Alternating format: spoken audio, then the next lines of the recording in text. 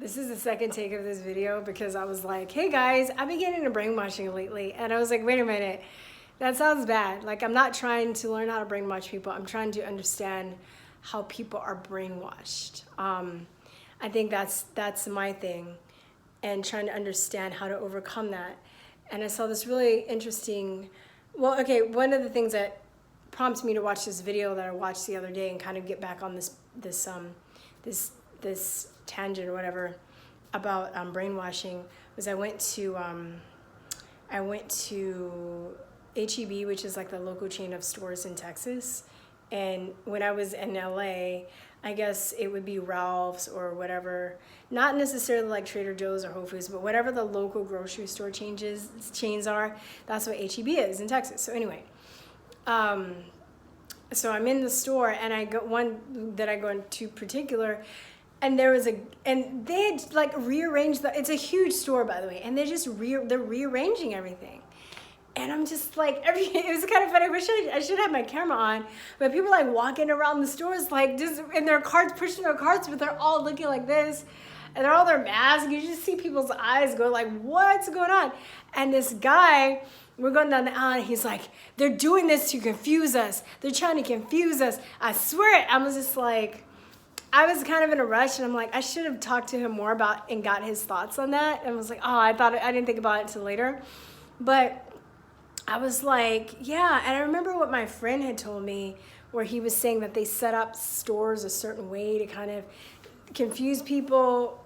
Not in this situation, because I talked to him and he was like, well, they actually do that for other purposes, which I forgot what he said, but he was saying that, in some instances, they do set up like entrances and exits a certain way in order to kind of get people out of their critical thinking mind, so they're more susceptible to buy things. There's certain psychology things that are used when people go to certain stores. Even the type of music that's played to get people kind of like in the zone where they're not thinking right.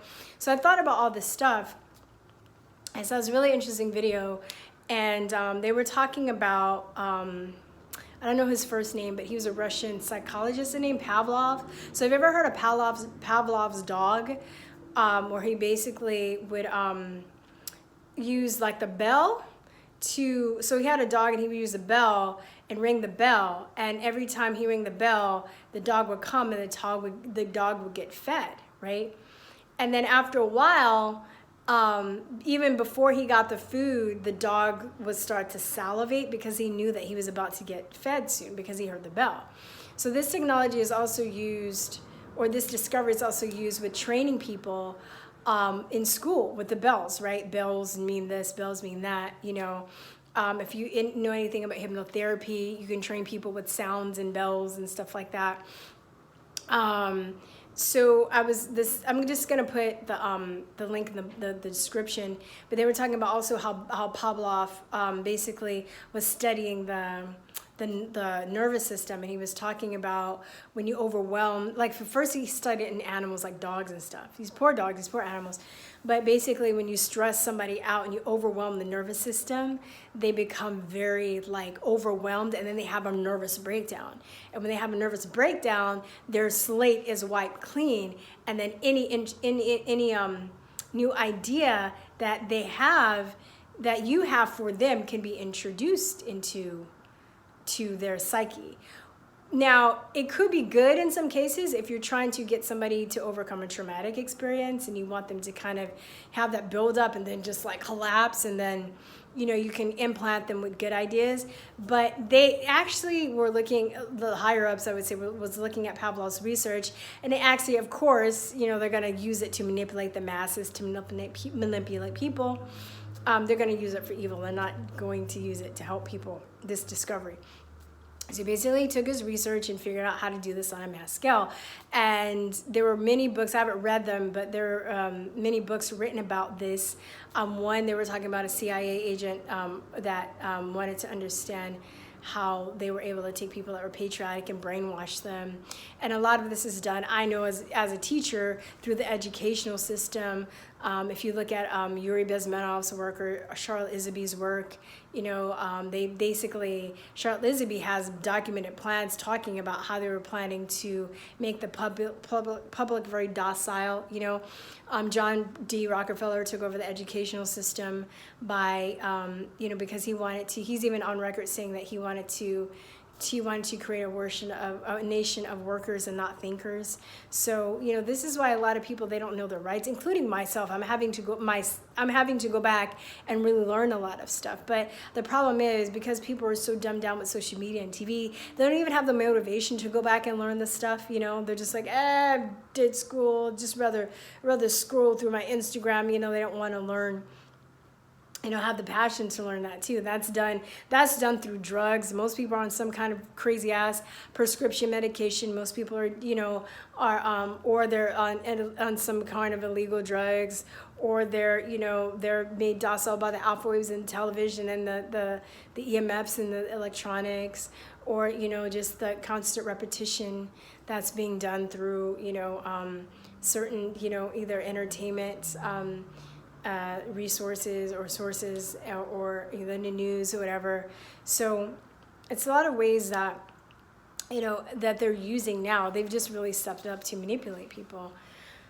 I don't know. I mean, I still believe that the human spirit is stronger than these assholes, but they've had to actually do a lot to even get us to this point. It's taken years and years to mass brainwash the population on the scale that they have done it. Like I was saying, and I think the video that I made Tuesday or whatever, that the people in America don't seem to be rising up as fast as other countries, and I think a lot of it has to do with the mass brainwashing that has been done with our media, or via our media, and the fact that this whole virus thing has been politicized, especially in America. I think it's easier to see through the bullshit if you're not wrapped up in the Republican versus Democrat left-right paradigm, meaning the people that are on the left side are very close-minded, because any questioning of this virus, they immediately link to Republicans and Trump. So they're not, for their ego's sake, they're not willing to open their mind and see that they've been duped. And it's just hard to admit to people that they've been duped on such a large scale. A lot of people like to think of themselves as smart, and they don't want to believe that they fell for something, And, I don't think being brainwashed has anything to do with how intelligent you are. It depends on a need that needs to be fulfilled. A lot of people that have been in cults are usually smart people, but they give their power away because of either fear, right? And they talk about in this video about how the masses is controlled through fear. Fear, like, what is that quote? That's this: people that give up their liberty for security deserve neither security nor liberty, something like that. I'm paraphrasing, but, so they're basically, like manipulating and coercing people into giving away their rights because they're fear. And that's another thing, because people are so dumbed down that they don't understand the science of viruses, which is, I'm not a virologist, but I defer to virologists and scientists that I know are brilliant and that makes sense to me. And a lot of this information is actually very elementary. It's not really hard to understand. And it's something that the general public should know about. And even, going back to my favorite book, I always recommend Dissolving Illusions. They're talking about like how the masses were manipulated through fear and coercion. It's the same shit. And even back in the day, I think the electron microscope wasn't invented till like the 20s or 30s. I want to say the 30s. So they couldn't even see viruses back then. So, but it was all like it was all a theory, right? I think viruses or exosomes or something else, what they call viruses now, or cellular debris. There are different theories as to what these little dots are when you see them under a microscope. But, before then they would, the church, it was actually a religious thing where the church would say, if somebody was sick or they thought somebody was mentally ill, they would say that they have a virus. And that was a thing that made them sick, you know, but they didn't have any proof of it. It was just like something they pulled out their ass to basically scare people with. So then when the virus, you know, and then they also kept knowledge from the masses about nutrition. So even, you know, people, if you Google scurvy, dude, that shit looks gnarly. It looks like the zombie apocalypse, because vitamin C is the thing that knits a lot of your cells together. So if you don't have vitamin C, your skin starts to sag, your eyes start to bug out. It's gross, dude. Your teeth start to recede. So a lot of people, sailors that were going trips, they were dying of scurvy, and they didn't know what it was.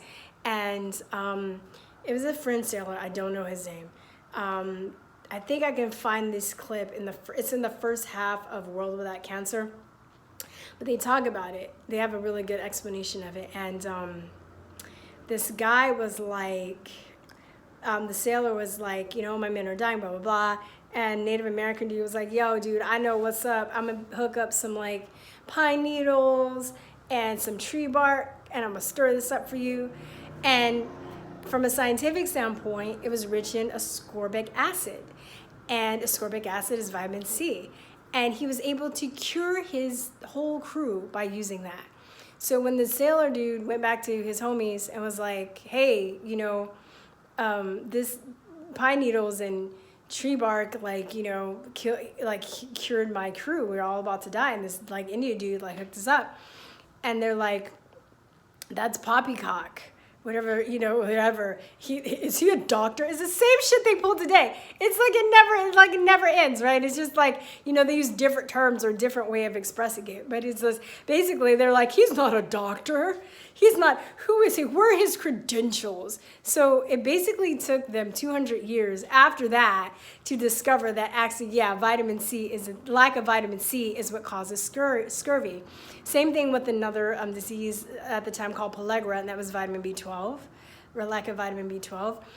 Measles depletes your body of vitamin A. So when you hear of all these people dying of the measles in third world countries, it's because that they're lacking in vitamin A. And the World Health Organization knows this, because when they were giving measles vaccines and people were having adverse effects from measles vaccines, they gave people vitamin A. When the whole pandemic happened in Samoa, I think it was end of last year or beginning. Anyway, it was end of last year. You know, they were given measles vaccines, caused measles, and they were able, and then they were shipping vitamin A into Samoa, and then they tried to shut down people, you know, that didn't have, there were their credentials. These anti-vaxxers think that vitamin C and A can cure measles. It can, you fucking dumbasses, it can, you know?